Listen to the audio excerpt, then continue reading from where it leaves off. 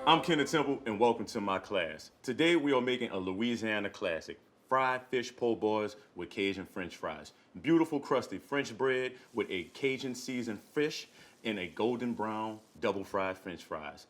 Enough talking, let's get cooking. Before we begin, make sure you have 4 cups of oil heated up to 350 degrees. Make sure that you have your oven at 200 degrees. Also have a bowl of water, cold water that is, filled up, and also have 2 baking sheets lined with paper towels. Now, potatoes, they aren't all created equal. The perfect potato for frying is a russet potato. You can try to get fancy and use a Yukon potato and even a sweet potato. But for original French fry recipe, we're gonna use russet potatoes. Now, don't get too crazy about this. We're just gonna slice this in about 5 pieces. 1, 2, 3, 4. It's about a ½ inch each. Then we're just gonna stack them on top of each other. And then we're just gonna cut about 3 strips, all right? So we can get these nice wedges of French fries. Now, if you want some shoestring potatoes, you can always cut them finer, but I like a big bite of my potatoes. And we're just gonna add those into some cold water to release the starches, all right? So, once again, 1, 2, nice and easy, look at that. When you make these French fries, you want people to know that you really cared about them, okay? You don't want to give them no little scrawny French fries. You know, you want the French fries to matter. Now, I can remember being a kid and my dad buying this fancy French fry machine where he pressed the French fries and it fell into the water, and it was such hard work, he ain't never made French fries after that day again. I think he even drew out that French fry machine that very same day because I don't remember having French fries ever again from home as a kid. So you don't need to get fancy. All you need is a knife and a cutting board, and you can make some beautiful homemade French fries. But the real secret is this part right here, is rinsing off the starch of your potatoes, because all that extra starch gets in the way of frying up some French fries, okay? All of the big joints, we're not gonna name them all, before they send the French fries to the location, they all go through this process. So once they get an order, they can just fry the French fries. This is the real technique. And as you can see, the water just starts to get nice and cloudy, okay? These potatoes aren't that starchy. That's a good thing. Now, you don't need to get fancy and do this 3 times. All you need to do is just rub them down and get a good rinse. Then drain them on one of those paper towels that we have to get off all the water.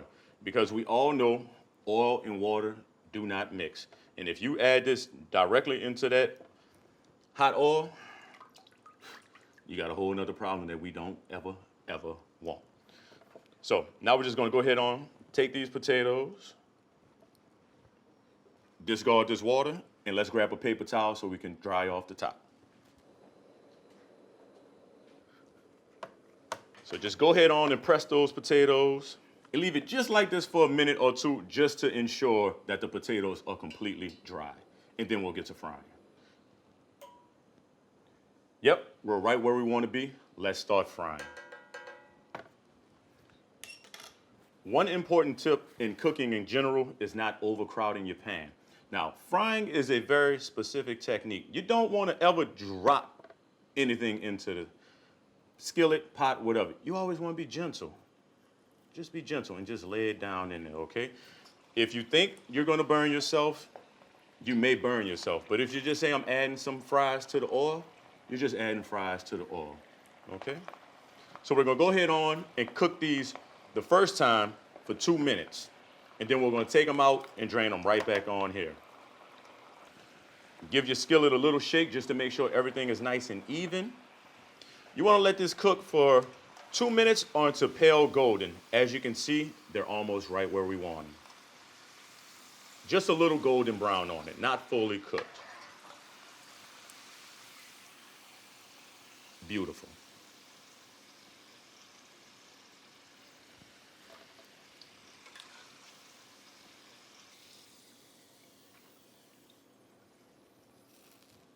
Looking good, but don't try them just yet. They're still raw.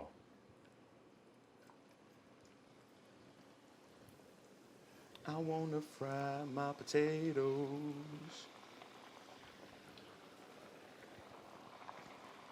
Fry my potatoes. Fry my potatoes.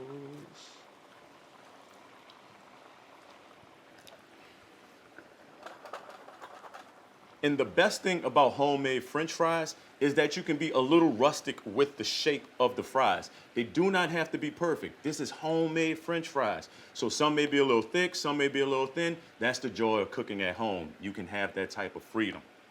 Enjoy it. Homemade French fries. Shake it, shake it, shake it, shake it, shake it, shake it, shake it. So the reason why we fry potatoes twice when we're doing French fries, if you only fry them once, they'll get mushy. By frying them twice, they'll get nice and crispy like we all love our French fries to be.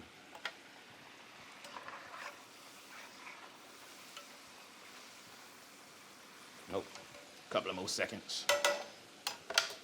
Now, every time that you fry something, the heat will come down because you're adding something cold to something hot. So always just keep an eye on your temperature just to make sure that it's exactly where you want them. Look at that, looking good. Looking good. They're still not ready. This is just the first fry. We have a whole nother fry to go. That little French fry. One way to make sure that your oil is at the right temperature is in between frying to give it a minute or two to come back up to temperature and then fry again.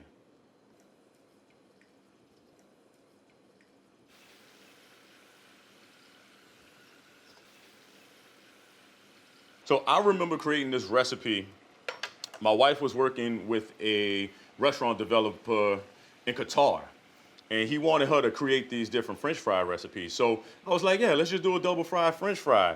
And we did it just for fun, but he was like, wait, I really love those French fries. So I had to help my wife make them again, and ever since then, this is the only way I consistently do my French fries. I don't cheat anymore and just go to my favorite spot. Every time I make home-style French fries, this is the only way I do it. And you're gonna learn why. More tips coming out. So remember, the thinner your French fries, the less time you need on both fries. The thicker, the more time you need. So that's why it's important to watch your temperatures to make sure that it's cooking at the right temperature. And also, even cutting helps everything cook at the same time. But since we're a little rustic, give yourself a little grace period. That is beautiful. Look at that. That first fry. Now see, this way, with the French fries being so large, everybody don't have to take so many fries. You can just get a few fries or take all of them and then fry some more for the family, all right? Do whatever you please. Now, let's get to our fish. So it's important that every time you use a cutting board, that you lay down a wet piece of paper towel underneath so it doesn't slide. And since we're about to begin working with raw fish, I'm gonna take my lettuce and bread and get it out the way. We don't want no raw fish on that. This is not sushi class. Oh yeah. Now I know that your recipes call for a white fish like trout, but I could not pass up the chance to cook some beautiful fried redfish, okay? Look at the size of these bad boys. Come on now, if you was at the grocery store, you wouldn't pick this up? Look at the freshness on the skin, nice and beautiful. We can't pass this up. But use any fish that's freshly available in your market. Catfish, swai, snapper, drum, halibut, haddock. You can even use shrimp in the place, oysters. Just find something that's fresh and seasoned. But if you see anything that's as beautiful as these redfish, do not pass this up. We just don't do salmon, okay? Do not fry salmon on your po' boys. Other than that, it's all love. Okay. There are a few techniques when skinning fish. The first, you must believe that you can do it. The second, make sure that you have a sharp knife that's long enough to be the length of the fish, because you always want to cut this fish on an angle. So nobody's worrying about this little tail piece. So this is your sacrifice piece. You want to cut it on a 45-degree angle, just so you can get underneath it, right? And then we're going to use this sawing motion kind of as we go back and forth. Now when you get real good, you just, do like the sushi chefs and just cut straight through. But when you're beginning, we'll use a sawing motion. So you want to hold the back of the tail. This is why you cut this little piece. And then you want to just take your time, sing your favorite song, and then just slice it on down. Grab some more of that tail and just hold on to that back of that skin.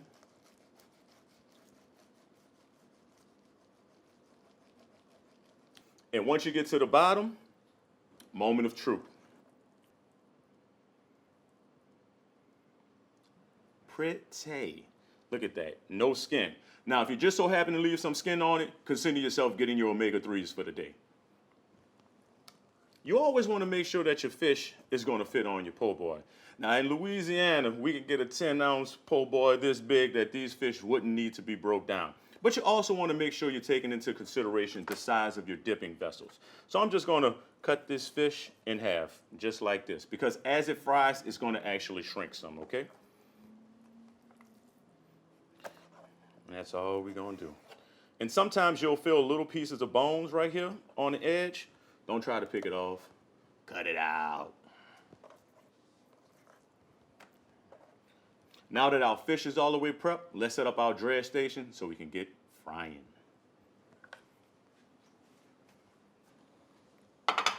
Dredge station is ready.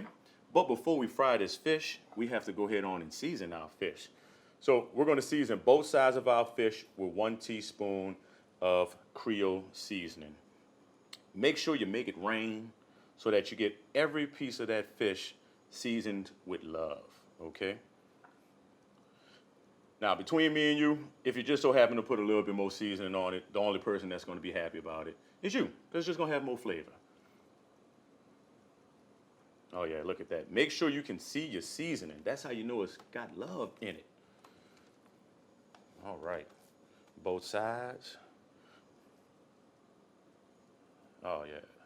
Looking beautiful, baby. Looking beautiful. Always season left to right, right to left, okay? That is the perfect way to make sure that you get every piece nice and evenly coated. So to one of our vessels, we're going to take 2 eggs. Oh, yeah. Y'all be able to do that after y'all finish taking this class. That one hand crack, you know? Sometimes it happens. Who cares? Then we're also going to take 1.5 cups of milk.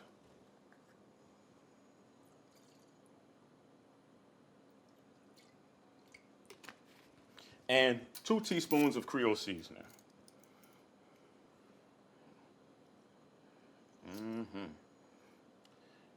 And since we have our 2 cups of flour here in another vessel, we're going to add 1 tablespoon of Creole seasoning to that.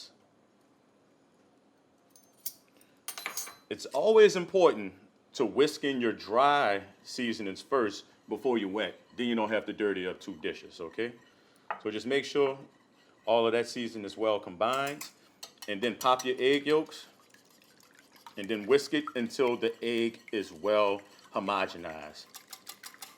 You always want to make sure that you crack your egg on a flat surface so you don't pierce the yolk upon cracking it. Sometimes you need those yolks whole. The reason why you want to season each part of your dredge station is because you want the flavor to flow all the way through. And why is that so important? Because as you fry, a little bit of the seasoning will be left on the bottom of our skillets. So you don't want to take it a chance that everything is going to be seasoned. In this class, I'm teaching you not to be the person who only seasons your flour. No, you want that love all the way through, baby. Let's get to frying. So we're going to take our fish and cover it on both sides. Let any excess run off. Then add it to your flour. Always keep 1 hand for dry and 1 hand for wet. Other than that, you'll end up with paper mache on your hands, okay? And then press. I love to press. That makes sure that the flour is sealed. And then shake it like a tail feather. So we're going to take our fish and add it to our egg wash. Let some fall off. Because see, if we didn't season our fish, some of it's going to come off in the egg wash. Then we'll add it to our flour. And we'll go ahead on and season it up. Get all that flour on top. Press it down. And shake it out. See that? Nice and evenly coated. Our oil is nice and hot. And let's fry. Oh, yeah. That's what you want to hear.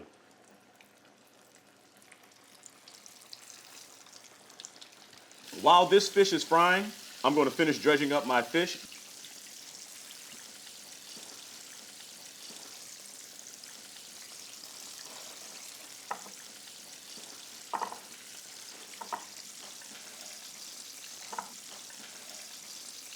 So our fish is gonna fry for about 3 to 4 minutes until it's nice and golden brown.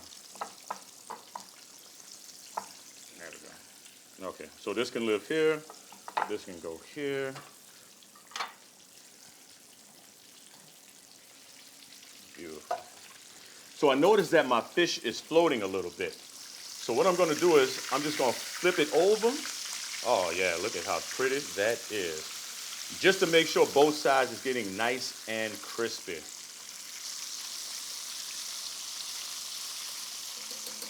So you can also use cornmeal if you would like to when you dress this also.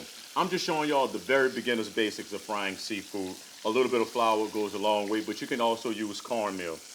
This is one of my favorite skillets. And the reason why is because it belonged to my great-grandmother, and we actually salvaged it after Hurricane Katrina, took it out, got all the rust out, and seasoned it back to perfection, and now it is still going nice and strong. So this is a very great near and dear cast iron to me. Our fish is looking fantastic. Look at that bubbling sensation now. Set it to the side and let it drain.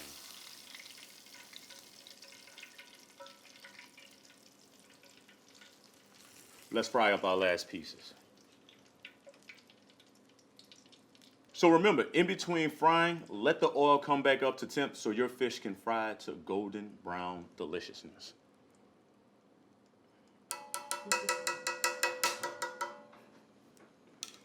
We're ready. Let's get our last batch fried. Do not be scared.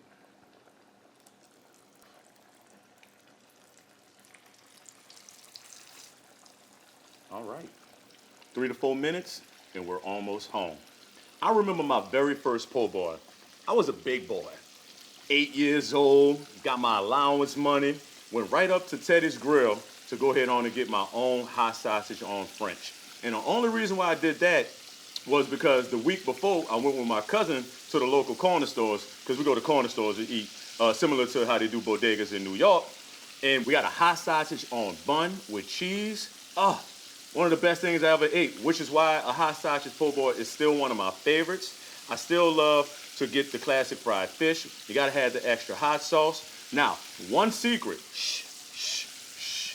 there's actually a French fry po' boy. I know, crazy, right? Who would put French fries on a po' boy? But look, everybody don't always have long money, okay? You will take that French fries with a little gravy, fully dressed. Talk about carbs on carbs. They definitely wasn't on the keto diet back then, you know what I'm saying? But that's the fun thing about a po' boy. You can do any kind of protein you want. You just need to make sure you have that French bread. And if you can't find French bread like we have in Louisiana, I recommend that you go to your local restaurant that sells banh mi sandwiches. They have been taught the same French culinary technique that we know in New Orleans about making French bread that's nice, crispy, crusty, and soft on the inside. Anything will go, but you need to always make sure you have a few key ingredients, and we'll get to that when we're making our sandwich. Listen to it. Smell it. Think about it. What are you going to have to drink with this? Is it just water? Is it lemonade? Is it sweet tea? You better pick, because it's almost time to eat.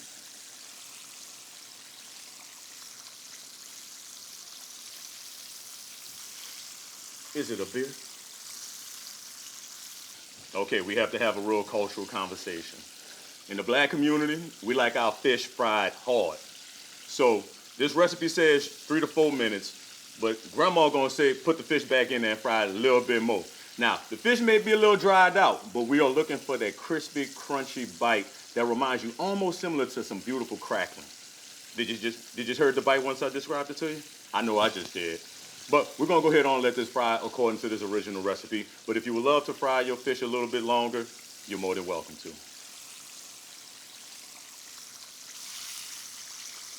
Look at how pretty this is. Golden brown. You can see little specks of flour that fried up nice and bubbly and crispy on it. You know this is gonna be good eats once you get to it.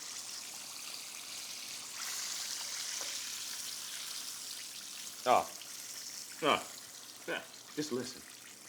Yes, I'm full of flavor and delicious. You need to hurry up and eat me. Yes, yes, the food is talking to me. Beautiful. We'll get our last piece out. Beautiful. Nice and lovely.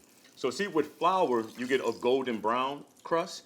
With cornmeal, you'll get a nice yellow crust, which you might see mostly on all of the blogs and stuff, because the big restaurants, that's what they use, corn flour, because you just get it in bulk, the same way as flour, but this is perfect. So we're gonna pop our fish into our warm oven so it stays warm while we finish up our French fries. We want a nice, hot, fried po' boy. And we need to bring up our oil back to 400 degrees. This shouldn't take long since we're frying our fish only 50 degrees less than that. We're getting there. All right. Let's fry these French fries. Oh yeah. So we're gonna fry these again for 3 minutes until they're nice and golden brown.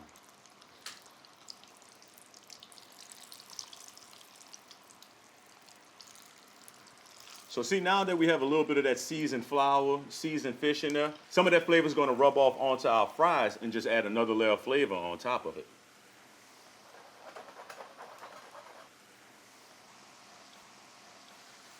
And you can see the fries getting nice and golden brown. We're almost there. Don't worry, nobody's going to rush you. You're in control of dinner today.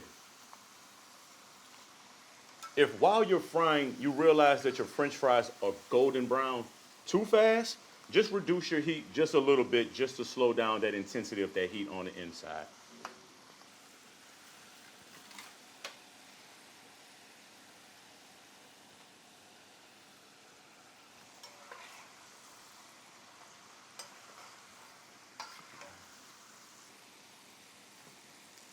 Looking good. Some of those smaller ones went a little further, but don't worry. The Cajun seasoning covering that is going to take care of all of that. Beautiful, beautiful, beautiful. Now let's do our second batch. Gentle lover, frying the fish fry. What was that sound?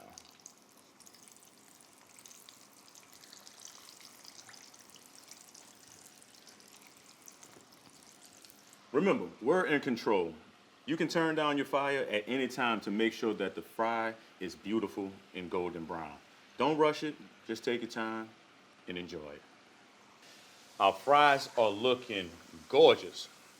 So we're just gonna take them on out and drain them.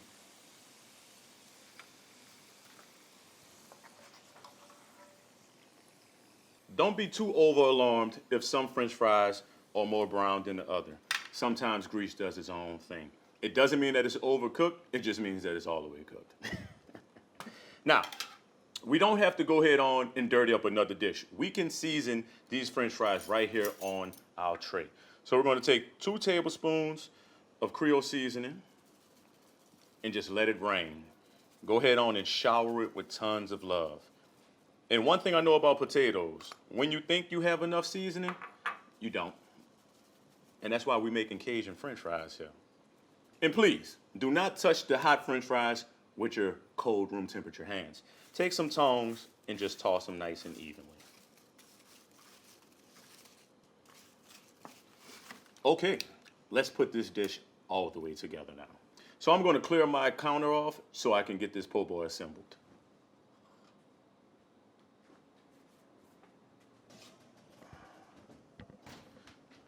I am ready. My mouth is watering. Smells like love in the air. But let's build up our po' boy. We need the 3 major components of a po' boy. It's called dress. So if you're ever in the New Orleans area and you go get a po' boy, they're gonna ask you, you want that dress? Don't look at them dumbfounded. You done took this Cajun Creole class with Chef Kenneth Temple. Dress just means mayonnaise, pickles, tomatoes, and shredded lettuce, okay? And it's all good. It adds a nice, refreshing bite to the po' boy. So I'm gonna go ahead on and shred 2 cups of lettuce. We're using iceberg here just for the refreshingness of it. I'm building 1 sandwich, so that looks like enough. cut off the edges that nobody really loves and appreciates. Half it, stack it. Turn it to you, sing a song, preferably chopper style. Chop, chop, chop, chop, chop style. Yeah. And get some nice long strips of lettuce. Beautiful. Looks good. Okay, let's have a quick knife conversation. The best thing you can use when you're cutting bread or tomatoes is a serrated blade.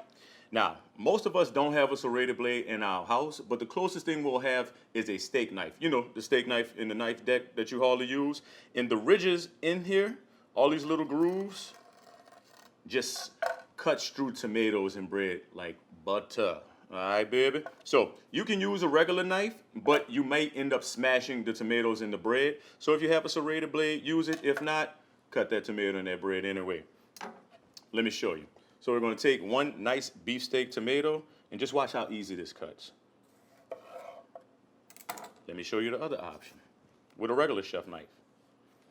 It still works, but you got to give a little saw motion, okay? But with this serrated blade, it's almost like those infomercials, and it just slices and dices and cuts all the way through. Nice and beautiful tomatoes. One more step is our bread. And just look at how nice and easy that cuts through. So you may want to invest in a serrated blade. You may want to invest in a serrated blade, okay? So let's build our po' boys. All right, need y'all to pay attention to what I'm about to tell you. You build your po' boy upside down. What does that mean? We're going to dress the top side, not the bottom side. So when we put this on top, now we right side up, okay? Or the other way. It just depends on however you like it. But just know you're building one side at a time, and you're just going to flip that other side on top. Okay? Now, first things first. Mayonnaise, okay? This is almost a mayonnaise sandwich, all right? You don't want to let it be left behind. Get it all on there. We'll clean that up later. Oh, yes. Look at that. Now we're going to build. Add as much lettuce as you love. So you go mayonnaise, lettuce, pickles. I like some pickles on mine. Pickles. And then you put the tomatoes on top because the tomatoes keep the pickles and the lettuce in place. Kind of like my mama did when I was a child. Now, we're going to go ahead on and put one of these pieces of fish on there. And we're going to go ahead on there and put another piece of fish on here. That's looking good. And last but not least, can't have a po' boy without a little hot sauce on it. It's all up to you how much you do, but this just wakes up the po' boy all day and all night. Now, between me and you, I like to add my French fries on top of my po' boys, okay? You thought that French fry po' boy was a little strange? I'm a little strange. And then top it off. Oh boy.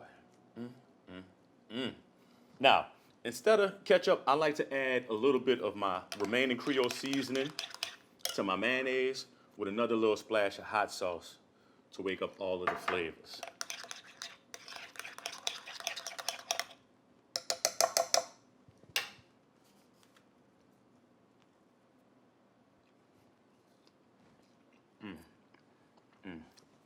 I mean, what don't mayonnaise go on? You know what I'm saying?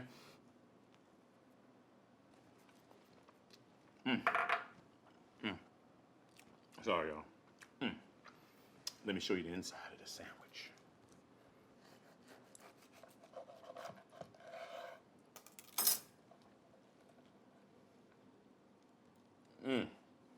Can you say layers of love and deliciousness? I know you're excited that you came to this class. I know. You was like, oh, I'm just going to make a regular old po' boy. And then you met me and realized nothing regular about me, huh?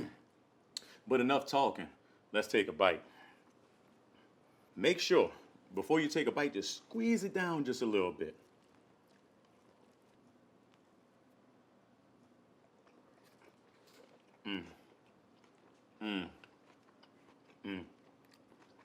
Is something on my face? That is a party in your mouth, baby.